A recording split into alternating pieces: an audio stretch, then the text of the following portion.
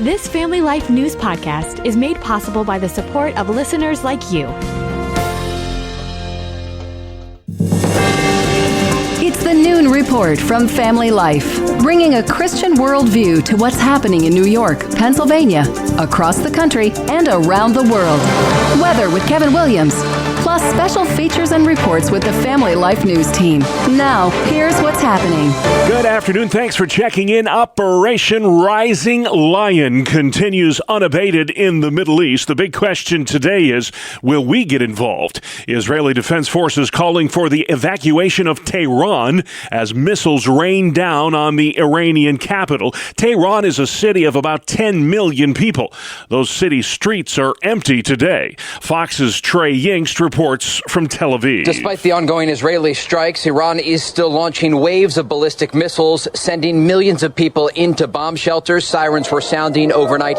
Moving forward, there are major questions about what comes next. And that biggest question, will the United States get involved in the fight against Iran? Iran's supreme leader, the 86-year-old Ayatollah Khamenei, said today that any U.S. involvement in this conflict would have serious and irreparable consequences. NBC's Garrett Hake reports from the White House. For President Trump and for the United States, this could be a presidency-defining moment. Does the U.S. actively join in Israel's attempts to destroy Iran's nuclear program and risk being pulled into a wider war?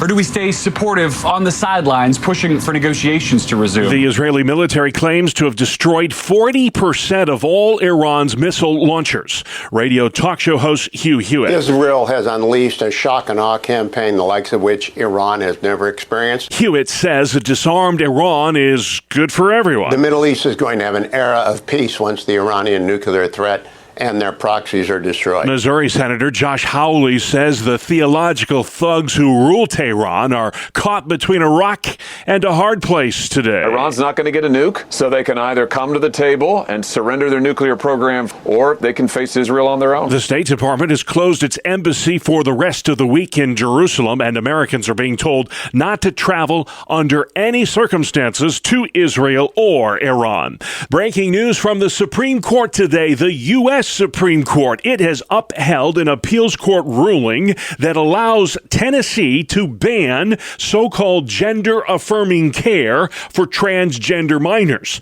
This ruling marks a significant blow for transgender rights activists, but it's a big victory for parental rights activists. The court ruled 6-3 in favor of the Tennessee transgender ban. The Federal Reserve Board will make a decision this afternoon on interest rates. And for the fourth meeting in a row, they are expected to leave interest rates right where they are. Business analyst Kelly O'Grady. They're dealing with a lot of conflicting economic data. They're trying to see the future. They're dealing with pressure. Economists saying, well, we don't want to lower interest rates and then have to turn around and increase interest rates in a couple of months. Interest rates are hovering between 4.25% and 4.5% right now. President Trump's been pressuring Fed head Jerome Powell to lower them by half, at least. A Senate hearing on Capitol Hill this morning focused attention on former President Joe Biden and his mental state in the final months of his administration. Republican Eric Schmidt. I think members of the media were complicit, and certainly a lot of people were, because they were more interested in making sure Donald Trump never made it back into the Oval Office than they were actually reporting on the decline. Illinois Democrat Dick Durbin calling today's hearing much to do about nothing. We have so many important topics to consider, and that is a totally political undertaking by several of my colleagues. It is a waste of this committee's time. While Democrats dismiss the hearing, there are indications that some in the Biden cabinet questioned his mental condition in the final months of his term. L.A. Mayor Karen Bass has lifted the week-long curfew for the downtown area. She cites, and we're quoting here, successful suppression efforts over immigration raid protests. Others call them riots. A California appeals court still weighing whether it was lawful for the president to bring in the military to squash those riots. One of New York City's Democratic mayoral candidates is speaking out today after his arrest by ICE agents yesterday. City Comptroller Brad Landry Lander taken into custody after interfering with a police investigation. Cops say he tried to shield a migrant whom ICE was trying to take into custody. Trump is trying to ratchet up conflict. He wants it to happen. We have to show up and do things like I did today. I think it was a disgusting display of the thuggery of Trump's ICE. That's fellow New York City Democratic mayoral candidate Andrew Cuomo, the ex-governor of New York. Joe Concha is a conservative columnist with the Washington Examiner. He calls Lander's antics a publicity stunt. Know this. Almost all Democrats, not named John Fetterman, will now try to get themselves arrested, too, by obstructing federal officers. And remember, they're doing this while preventing ICE from arresting those here illegally for committing violent crimes. Lander was later released after assault charges were dropped. And here's to your health. Marijuana use doubles your risk of dying from heart disease. How about that? Researchers collected medical data on 200 million people between the ages of 19 and 59. It is one of the largest studies ever done connecting pot use to heart health. A Food Network star has just died. Ann Burrell was a fixture on the Food Network. Oh my, this is like Groundhog Day. Best known as the longtime host of Worst Cooks in America, turning not so great cooks. Your fish is under seasoned, your caponata is under seasoned. Into better ones. Chef Ann Burrell died at her home in Brooklyn at 55 years old. Matt Piper, New York. Burrell was a native of Cazenovia, New York, not far from Syracuse. Technology is changing how we consume media and how kids learn. A new Reuters survey finds significant numbers of us are turning to artificial intelligence to get our news. 15% of the under 25 crowd rely on artificial intelligence to stay informed. Many kids today are using AI to complete their schoolwork. The stats are about 92% of our students are using artificial intelligence to do their assignments. Brad Huddleston is author of Digital Cocaine. He tells Family Life News the infiltration of artificial intelligence is a big problem, too, in higher education. You know, all of these things we have to do at the post-grad level that can take weeks and months to do, these things can be written with artificial intelligence in a matter of minutes. Unreal. And so it's not just the kids. It's all the way up into the graduate areas. Huddleston says AI is a game changer that even has spiritual ramifications. It's exposing that they're not actually doing their assignments at home. They're using artificial intelligence to do it. So the academic world has been turned on its head. Yeah. Spiritually, it's so addictive that, you know, they're not interested in the things of God. They're just enamored for hours on end with AI, the games, and all that's coming with it. And it's not just AI. We need to keep an eye on the internet in general is overtaking traditional media outlets. Check this out. Nielsen reporting today that during the month of May, more Americans watched TV on streaming devices than on cable and network television combined. Call them the back-to-back cats. Perfection! The Florida Panthers win their second consecutive Stanley Cup. In a repeat of last year's NHL finale, the Panthers declawed the Edmonton Oilers again. 5-1 the score to claim the championship in 6 games. We'll have more on the Stanley Cup finale with Randy in sports. Also ahead on the Noon Report, Messiah University baseball, kids in hot cars, and tick tips from a bug expert. Good afternoon. I'm Kevin Williams. Some steamy air is with us for the next day and a half, and with that will come a few thunderstorms. I'll have forecast details in 10. All right, Kevin, thank you very much. With warmer weather on the way, experts are warning about the dangers of leaving kids alone in hot cars. Dr. Tyler Greenfield is a pediatric surgeon in Syracuse. A child's temperature raises 3 to 5 times faster than an adult's temperature. And once a temperature raises to 104, that's when a child's major organs can start to shut down. Nearly 40 children a year in this country die in hot cars. Law enforcement officials say there are things you can do to prevent these tragedies. We can place visual aids on our dashboards. We can even use some of our day-to-day stuff like our purses or bags, set those in the back seat so that you're checking the back seat constantly. every time you get out of the car, make it a habit. Eric Flansburgh is a cop in Cicero, New York. He says a typical vehicle will heat up 20 degrees warmer than outside temperatures in just 10 minutes on a hot day, like days we're going to see early next week. New York environmental officials are keeping an eye out for algae blooms on local lakes. Stephanie June with the state DEC. We do not have any blooms yet in the Finger Lakes. The Finger Lakes bloom later in July and August and then through the early fall. Our first bloomer of the year is usually in western New York is Chautauqua Lake. Beyond being an eyesore, these blooms can pose a significant health threat. So if you see them, stay away.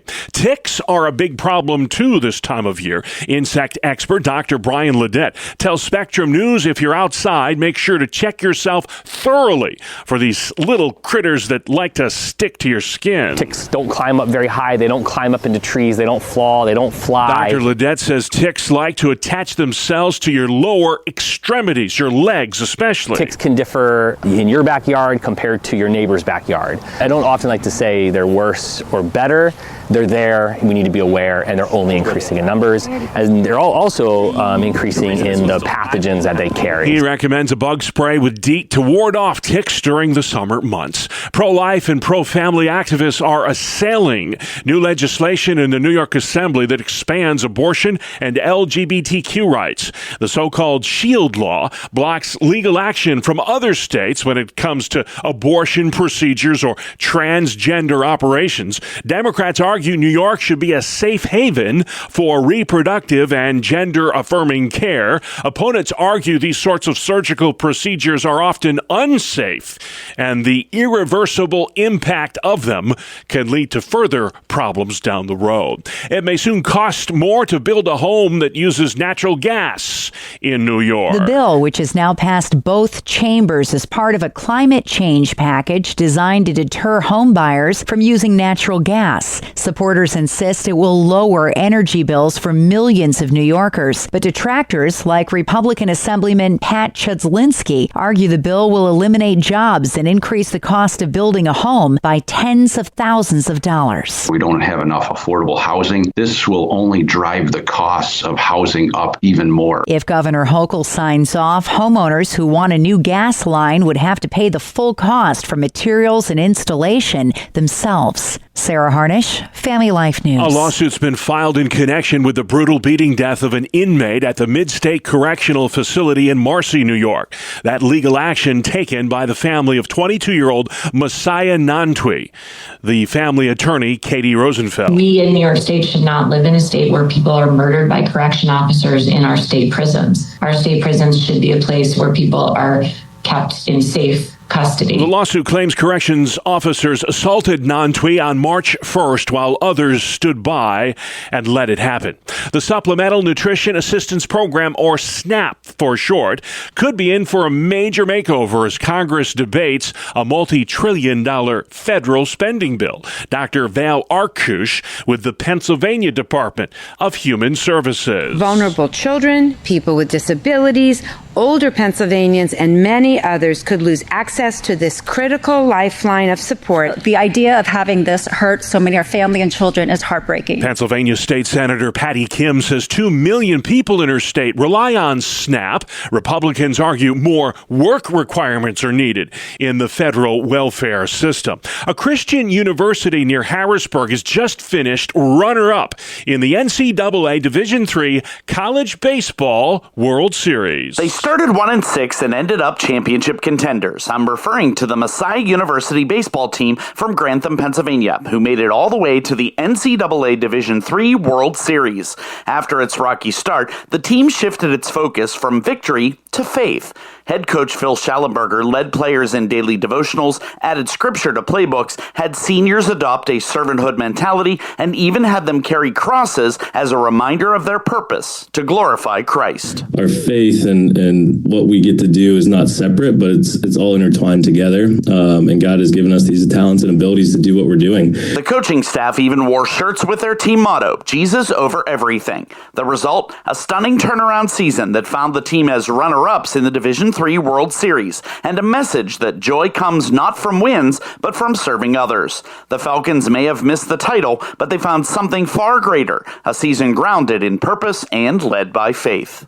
Brian Query, Family Life News. All right, great story. Thank you, Brian. We've got more sports next. It's the 2-minute drill on the Family Life Noon Report. Good afternoon. I'm Randy Snavely. Bob Lord, Stanley's Cup is back in Florida. For the second straight year, the Panthers are your NHL champions after defeating the Edmonton Oilers 5-1 in Game 6. Last night, it was Sam Reinhart who was on fire for Florida, scoring an eye-popping 4 goals. So the hat trick +1. Sam Bennett, who had 15 goals in the playoffs, won the Conn Smythe Trophy as the MVP of the postseason. Let's go to baseball. The Yankees and their fans are now asking, what's a run? For the third straight game, New York was shut out. That hasn't happened in 9 years, and the Yankees have never been shut out in 4 consecutive games. Last night it was 4-0, the whitewashing at the hands of the LA Angels. Not coincidentally, Aaron Judge is 2 for 19, 12 strikeouts in his last 5 games. And that's where the Yankees' losing streak stands at the moment. In Atlanta, the Braves walked it off against the Mets in 10 innings, 5-4. Austin Riley, a sac fly to hand the Amazons their 4th straight defeat. The Phillies' 5-game winning streak is over. Trey Turner hit a solo shot, but it was far from enough as the Marlins won this one 8-3. The Pirates lost their 3rd in a row, falling to the best team in the Bigs. That would be the Detroit Tigers, 7-3 the final. Elsewhere in the American League, your winners were the Orioles, Royals, Mariners, and Astros. In the National League, the Rockies, they hit 4 home runs in the 7th inning. Cubs and Dodgers, your winners. And in interleague play, picking up wins, the Blue Jays, Reds, Cardinals, and Guardians. That is a look at sports. Thank you very much, Randy. Man, still to come on the Noon Report. What's the end game for Iran and Israel? Big question mark there. High, hard heat arrives next week. And the double hand transplant in Philadelphia. Welcome to Breakpoint, a daily look at an ever-changing culture through the lens of unchanging truth. For the Colson Center, I'm John Stonestreet. A few weeks ago, a self-described fitness enthusiast described life today this way. Quote, work a desk job, grind 9 to 6, lift weights to feel something, marry someone beautiful enough, move to suburbs, get a dog, have 2 kids, drive an American SUV to Costco on weekends, buy a house you'll never finish paying off, call it happiness. Is this the dream or just the life we were sold? End quote. Well, the responses to his formerly called tweet were varied. Many responded that he should stop complaining. After all, objectively speaking, the world, especially the western part of it, is way better off than it's ever been. One scientist noted that people used to live an average of 35. Half of all kids died in childhood. Even minor infections would often lead to death, and starving was a common human experience. As my colleague Shane Morris has often observed, just visit any old cemetery. It'll be full of tombstones with only 1 year inscribed for both the birth and the death year. Though miscarriages are still tragically common, deaths in infancy, they're increasingly rare. It was just only less than a century ago that nearly everyone would have had 1 or more siblings die in childhood. Today, our biggest health problems come from obesity, not starvation. Modern medicine, dentistry, technology, indoor plumbing, all kinds of other things prevent and protect us from the diseases, the calamities, the accidents that did end previous generations. Now, on the other hand, a different doom and gloom, the kind that's reflected in the X-post above, still resonates with many people. In fact, his post sounded an awful lot like a work of poetry written about 3,000 years ago by a man of wealth and power who also learned that having it all just isn't all it's cracked up to be. That man's words are still often quoted, perhaps most famously by the Byrds in their song Turn, Turn, Turn, or the Dave Matthews Band in Tripping Billies. Ecclesiastes is easily the most depressing book in Holy Scripture. The bulk of the text is a meditation on how meaningless life is, and then you die. The first chapter immediately declares that life is pointless. Vanity of vanities, says the preacher, vanity of vanities, all is vanity. What does man gain by all the toil at which he toils under the sun? I've seen everything that's done under the sun, and behold, All is vanity, striving after wind. This preacher has tried a life of wisdom, a life of pleasure, a life of wealth, and none was satisfying. Everyone dies. All of it seems pointless. Everything we attempt to live for or build our lives around will eventually turn to dust within just a few generations, and no one will remember our names for very long. With language both stark and hopeless, the preacher sounds like someone who has lost faith in God. However, his words actually describe life without God, because all the things he listed, money, pleasure, wisdom, none of these things are bad. They're blessings given by God for our use and even for our joy. But none of these things can bring us the peace, the meaning, and fulfillment for which we long. Much, much later in his Confessions, Augustine of Hippo would describe why. You've made us for yourself, O God, and our hearts are restless till they find their rest in thee. For the Colson Center, I'm John Stonestreet with Breakpoint. All right, John, thank you very much. Outside next, Kevin Williams. Here is your family life weather forecast for this afternoon. Warm and humid, variable clouds and sun. Watching for a couple showers and thunderstorms. Any thunderstorm can produce a drenching downpour. High temps, low to mid-80s. Dropping in only to the 60s to near 70 tonight with a shower storm. A couple of thunderstorms and showers around tomorrow. Again, they could be potent in central New York and eastern Pennsylvania in the afternoon. Highs mid-70s to mid-80s. Less humid on Friday, sun and clouds, and a high temperature mainly in the 70s to near 80. Okie doke. Thank you, Kevin. This is the Noon Report. I'm your host, Bob Price. Thanks for checking in. Lots going on. Wednesday, the 18th of June. It is day 6 of Operation Rising Lion in the Middle East, the Israeli military campaign to wipe out Iran's nuclear weapons capabilities.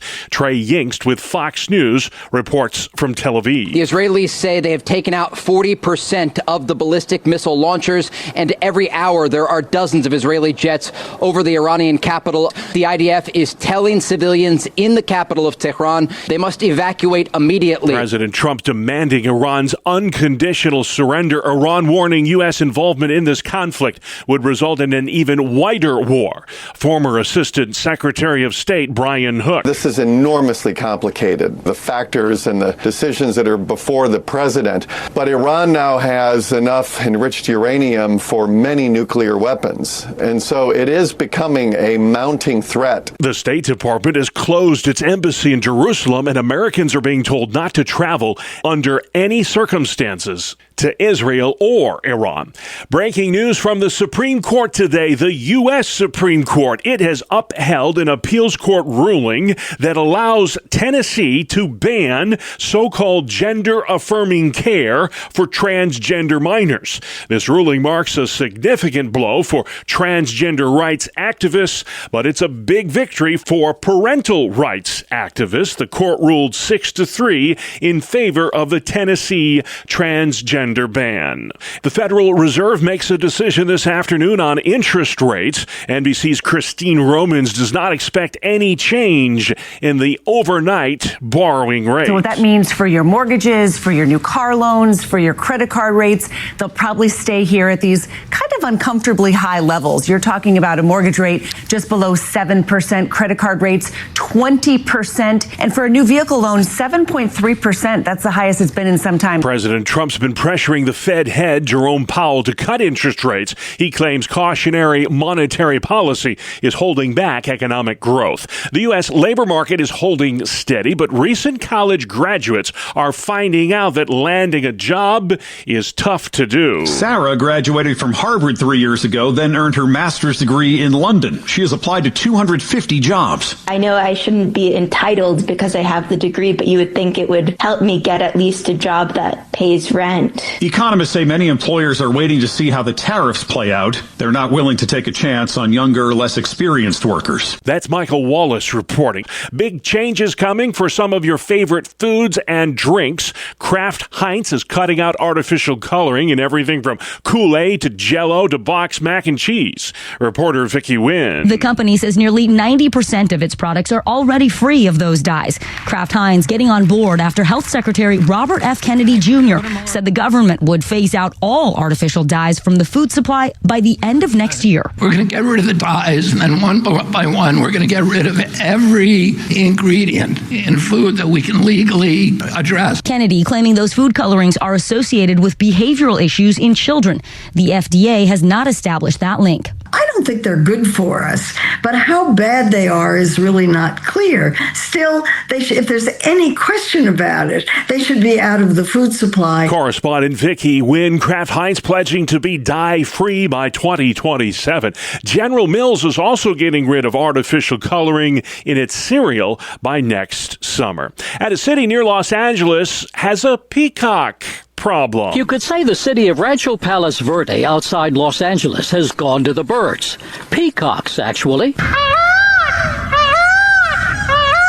Some say the peacocks are a nuisance. Others, including Aaron Conforti, strongly disagree. They're gentle. They bring such a vibrant energy into our neighborhood. I really feel that they're like my best neighbors. City leaders have a plan to relocate the birds, but that won't happen until the fall because it's currently peacock mating season. Jim Crisula with that report. This is the Noon Report, a midweek edition on Family Life. As Christians, we're called to do more than just punch in and punch out at our jobs, even though some days it can be a struggle. Welcome back to another edition of Real Answers, a regular Wednesday feature during the Family Life Noon Report, where we discuss the issues that matter to families with licensed mental health counselor Christopher Anderson. Welcome back, Chris. Thank you, Mark. Good to be here. Well, always great to have you, especially when the weather starts to turn nice. It can be a challenge at times to focus on the job at hand, but Scripture's anything but silent when it comes to the topic of not just going through the motions at work. One of the best known passages is Colossians 3:23. Whatever you do, work at it with all your heart as if working for the Lord. Talk about an imposing supervisor. Well, absolutely. And I mean, there's so much in the Bible about how to live our lives, and that includes how we do our jobs, doing it with excellence. And there is so much to unpack in this topic. Yeah, absolutely. A lot of Scripture references, even if you were a servant or enslaved, a lot of this was written during those times. It's tough not to really have some empathy for someone who was in those circumstances, having a less than enthusiastic work attitude. And of course, we get some compelling examples from Daniel and Joseph, among others. Absolutely. And these are two amazing guys in the Bible to do this study on and to really get to understand what their attitude was. Because, as you said, they didn't just have a job they didn't like. They were enslaved. They didn't have a choice. Yeah. However, that did not impact their worship of the Lord, nor did it impact how hard they worked. Yeah, and they give us great examples. And it just comes down to where our priorities truly lie. Absolutely. And I mean, nowadays, too, if you can become a worker of excellence and work even in a job that you don't like, this is really just like the housing market is a seller's market. This is an employee's market because employers are having a hard time finding quality workers. All these attitudes are unbiblical attitudes that if anybody should have had those attitudes, it would be Daniel and Joseph. They're held in slavery for crying out loud. Yeah. And a lot of people these days are acting as if going to work is slavery, and it's not. It is a privilege and a blessing to have jobs that we can go to, particularly in Daniel. Just looking at the words that the Bible uses to describe Daniel. He was exceptional in his work. He was trustworthy, and he was neither corrupt nor negligent. He knew he wasn't working for the king. He was working for the Lord. The king, exactly. The one and only, exactly. You're listening to Real Answers. I'm Mark Webster, along with licensed mental health counselor Christopher Anderson. We're talking about striving for workplace excellence and the importance that Scripture places on that. And it also comes down to not just how you do your job specifically, but how you act while you're at work, too, because people often, as we've said before, that's the Bible they actually see. This is a topic that could be really unpacked over the course of hours, but we're not going to do that. One thing I want to point out very clearly is that excellence does not mean striving for perfection, okay? Because the problem with striving for perfection is that's motivated both by fear and pride. Excellence means when we make a mistake, what do we do at that point? Do we try to hide it from our employer? Do we try to shift blame to somebody else? That's not working with excellence. That's our pride that's causing us to make the wrong choices. So excellence is not striving for perfection. It's striving to honor the Lord in what we do. There's a big difference there. And another thing is, if you're an employee for a company, what if you went in with a mindset as I'm going to work and give my effort today as if this company's success depends not only on me, but what if I own the company? What if I was the employer, not the employee? And I'll tell you what, do you want to be recognized by your employer? Do you want promotions, raises? I don't care what you're doing. if you're working as a vice president of the company, or if you're working an entry-level job at a retail store, you treat that place of employment as if that's your own. You watch. Some people are going to take notice. Now, interestingly enough, those who had their eyes on Daniel, that elicited a sense of jealousy in them. Right. But did that deter Daniel? No. He kept working as if he was working not only unto the Lord, but those that were watching him were jealous at his efforts and jealous at how well he was doing. Okay, so if you go to work with that attitude that you own the company, and what does that mean? You take care of your tools? Do you take care of the equipment? Are you being honest with your time? Like if you have to keep track on a timesheet of what you're actually doing, are you being honest there? Tell you what, God knows, even if your employer doesn't. Yeah, it goes back to just the simple example of, do you grab a paper clip or a pencil? It's just the little things, but it indicates a big attitude. Excellence comes in how we deal with the little things, not the big things. Excellent is how are we working when nobody's watching? Because if the employer's standing over your shoulder, anybody can be good at that point. Can you be trusted? That's huge. There's so much more to unpack, but I know we don't have that much time. For sure, yeah. Kind of reminds me of the parable of the talents, too. If you show yourself trustworthy with a little, we'll trust you with some more. Yeah, see how much the Bible really unpacks this topic. I mean, because it's so important to God. It's so important to God because it really is an indication of who you are inside as well. You've been listening to Real Answers, a Wednesday feature of the Family Life Noon Report, where we discuss the issues important to families with licensed mental health counselor Christopher Anston. Thanks again, Chris. My pleasure, Mark. All right, thank you, gentlemen. Great conversation. You can subscribe, listen to, and share Real Answers along with all our original podcasts at Apple Podcasts, Spotify, YouTube, or FamilyLife.org. Good afternoon. Here is your Family Life regional weather forecast. A steamy air mass will be over us over the next 36 hours, and with the approach of a cold front, this will ignite some scattered showers and storms. The storms tomorrow afternoon could be particularly potent along the I-81 corridor. Behind the aforementioned front, some modest heat and humidity relief comes on Friday, heading into the weekend, before the heat really builds early next week. For this afternoon, warm and humid, variable clouds and sun, watching for a couple showers and thunderstorms. Any thunderstorm can produce a drenching downpour. High temps, low to mid-80s, dropping in only to the 60s to near 70 tonight with a shower storm. A couple of thunderstorms and showers around tomorrow. Again, they could be potent in central New York and eastern Pennsylvania in the afternoon. Highs mid-70s to mid-80s. Less humid on Friday, sun and clouds, and a high temperature mainly in the 70s to near 80. All right, Kevin, great work at the Weather Center. Finally at noon, a medical marvel. Check this out. Luka Krzanek was just 12 years old when he had both his hands amputated due to severe infection in his native Switzerland. That now 29-year-old underwent a successful double hand transplant over the winter at Penn Medicine in Philadelphia. It is still a miracle today to have two hands, basically, because I did not have that for almost 17 years. Krzanek says 6 months after surgery, he has limited use but full sensation in both hands. He is able to pick up stuff, type, hold things, and even rest his head on his new hands. And that's our world, the world we live in. Wednesday, June 18th. I'm Bob Price. Family Life News. You've been listening to the Noon Report, heard weekdays on Family Life. Thank you for listening.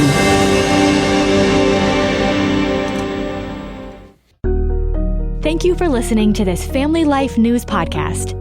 If you've been encouraged by what you've heard, please share it with others and click the subscribe button to automatically receive future episodes.